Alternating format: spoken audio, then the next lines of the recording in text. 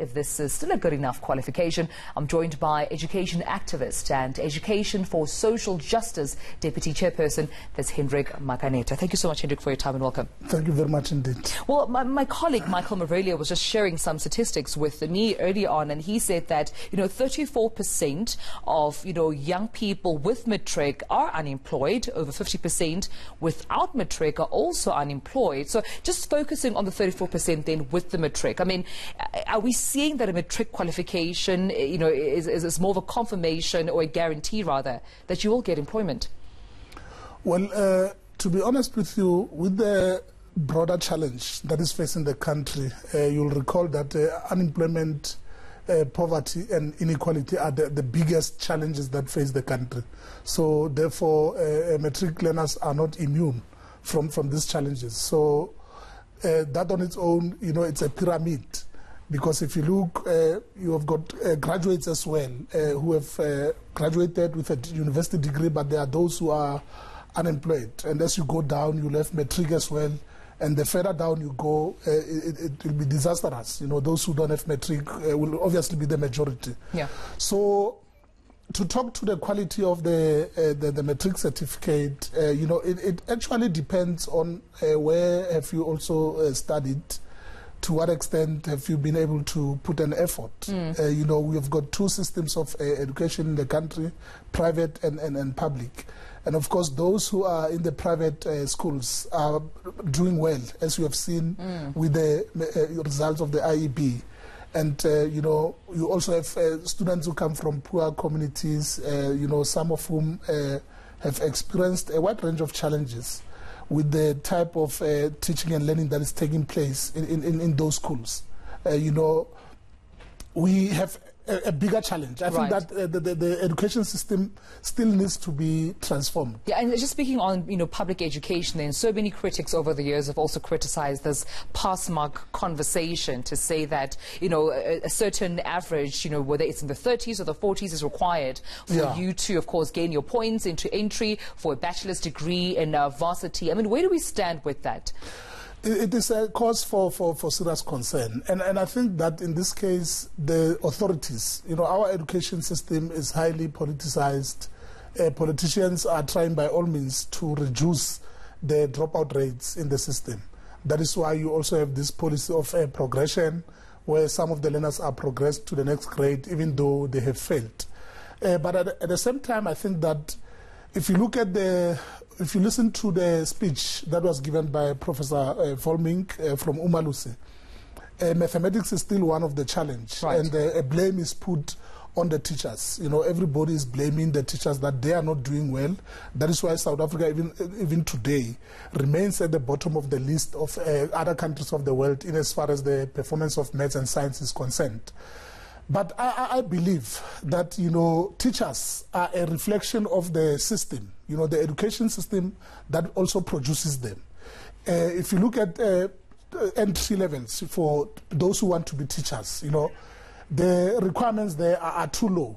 I think that we need to set the bar higher, like your medicine and other fields. Because currently, teachers, anybody can just be a teacher. No one is asking them why do you want to be a teacher? So in a way, you find that there are many students, some of them have studied BCom, for example, and when he or she does not get a job, they opt for studying a postgraduate certificate in education, for example, because it will be quicker for them to get into employment. And, they use, teaching just as a scapegoat to from poverty. So you're saying there's no passion there? Yes, there are many teachers who do not have passion. But at the same time, if you look at our foundation system, if you compare it with matric, there's a lot of focus on matric. Highly qualified teachers are in the grade 12 level. But in the foundation phase, that is the neglected area. Anybody can teach there. You'll find that, let's say in grade 4 or 5, they can take anyone there, even someone who has never studied mathematics, someone who's not qualified to teach maths. They teach maths there. And that is a confidence. And it's happening. And so nobody really cares about the foundation phase. And we've said it many times to the minister that, look, we all agree that even when you build a house, if your foundation is not strong, then no matter how many equipments, if you've got a good roofing and so on, you know, it may end up falling because the foundation is not so strong. Right, and I just want to focus back on the National Senior Certificate as well, just in terms of points for entry into university. One of the students there was saying that, you know what, I checked my point, it seems I qualify. Are we seeing more learners, matriculants in particular, you know, achieving this point system which has been, you know, regulated by institutions of higher learning? And also, do you think it's equally realistic? You know, the point system that we're working with, that should you get over 70% or over 80%, that you get certain points accumulated for you to qualify to study certain curriculum? Well, it does. It's just that it differs from one university to the next.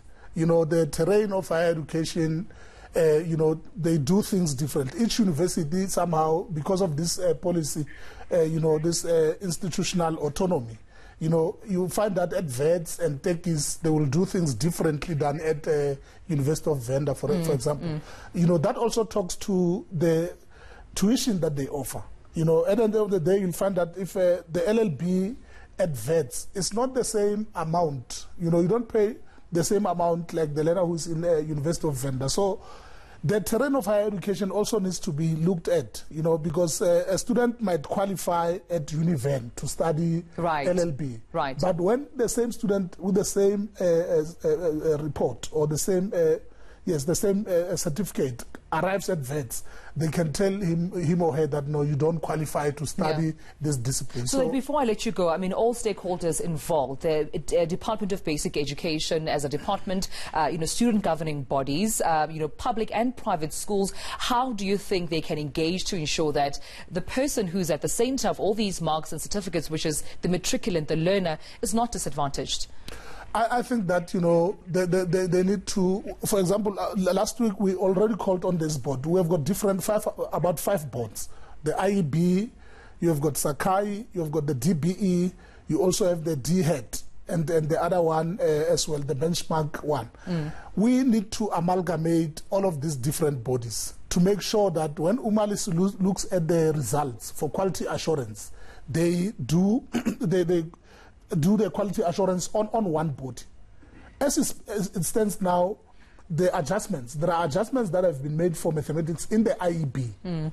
But for learners in the Sakai, there have not been adjustments. So in a sense, an ordinary person or a lay person in the streets will never be able to understand why this learner has to be given more marks and the other one, you are not adding marks on. You know, it does not really make a lot of sense. So I'm saying that let us amalgamate all of these bodies and have one body that will be responsible for the senior certificate, but also try to talk. You know, the DBE must talk to the higher education terrain. Well, thank you so much, Hendrick, for voicing those concerns and coming on to the rundown. We'll leave a conversation at that.